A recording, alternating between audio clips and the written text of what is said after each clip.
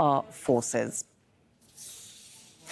Let's go to Daniel Levy. He's the president of the US Middle East Project. He's the former advisor in the Israeli Prime Minister's office. Joins us now from London. First of all, I just want to get an idea of your reaction to this news, if confirmed in the next few hours, that indeed Yahya Sinwar has been killed in Rafah in an open gunfight with the Israeli military.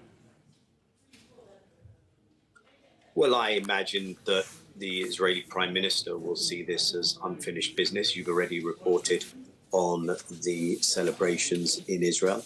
At a human level, that is easy to understand. At a political level, I think the much bigger question is, what is the impact of this? And I think those who are suggesting that this will be a mission accomplished moment that will somehow lead us to a ceasefire haven't been paying attention.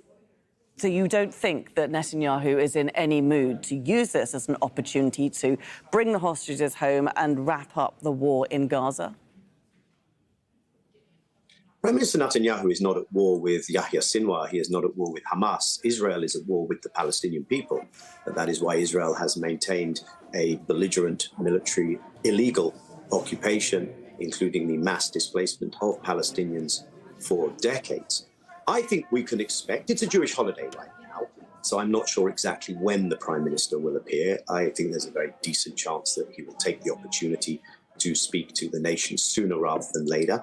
And I think he will say this is an opportunity for the Israelis being held in Gaza to be released. He will claim that this is his priority, which of course it isn't. I think what Netanyahu will tell us will be a lot of vindication. He'll say, those who said we shouldn't go to Rafah, I was under pressure. I didn't listen to the Americans or anyone. Those who said that Philadelphia shouldn't be taken, the corridor that he made such a big deal of, Sinwar could have escaped if we hadn't taken Philadelphia. And then I think he will tell us that the hostages can now be returned if Hamas gives them up, hands in their weapons. He may even call on the Palestinian people in Gaza to rise up. We're freeing you. And I think this is for the consumption of a Western audience, the consumption of his own public opinion, and it bears no reality to what is going to happen next. First of all, who are you going to deal with, negotiate with? Second of all, Netanyahu has no intention of negotiating for an actual ceasefire. He will tell us that now the mission needs to be finished. And we have this Israeli Western obsession that you remove the leader, that you cut off the head of the snake, and then the issue is dealt with, as if Palestinian resistance was premised on the mesmerizing appeal of Mr. Sinwar or any other leader that has been assassinated in the past. Resistance is a function of the oppressive conditions and denial of rights under which people are kept. A colonial mindset cannot understand that, but the people living under those conditions will understand that. The position of head of an armed resistance movement against an occupation like this is a position where the job definition is martyrdom. It's not as if Mr. Sinwar anticipated spending his dotage playing with his grandchildren. But that might be the way Netanyahu sees the battle, the war in Gaza. But to all intents and purposes, from the outside at least, the US doesn't give that impression that that is what it's willing to support in the Gaza Strip, that it was willing to support Netanyahu's stated goal, which was bringing an end to Hamas. So how long will the US continue its support? Well, first of all, this is not the end of Hamas. Hamas has a collective leadership structure. This is not, people aren't going to turn around and say, oh, well, the leader's gone again. It's just a strange way of thinking about resistance movements rooted in popular struggle of an oppressed people.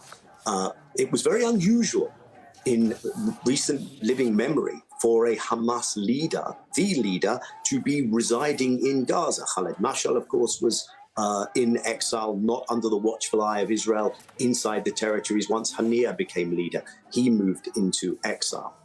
So if indeed the US wants to bring this to an end, it could have done that a long time ago. The US has stood by, has provided the weapons, has provided the diplomatic and political cover, and has supported the narrative of Israel as Israel has gone about the wholesale destruction, the scorched earth, and making unlivable of Gaza and much of the West Bank, the killing of 40,000 plus people. And I do not expect the US to lean in and use its leverage, because we just saw in the last couple of days a very cynical ploy by the administration by issuing a letter that says, if you don't do this in 30 days, which just happens to coincide with the American election.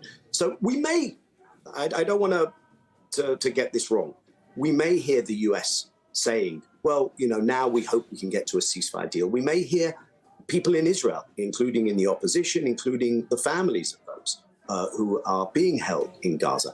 But that is not the intention of Prime Minister Netanyahu. That is not why the residents of northern Gaza are being forced out and being starved at the moment. And this is a much different picture if you understand the ideology behind what Israel is trying to visit upon the Palestinians.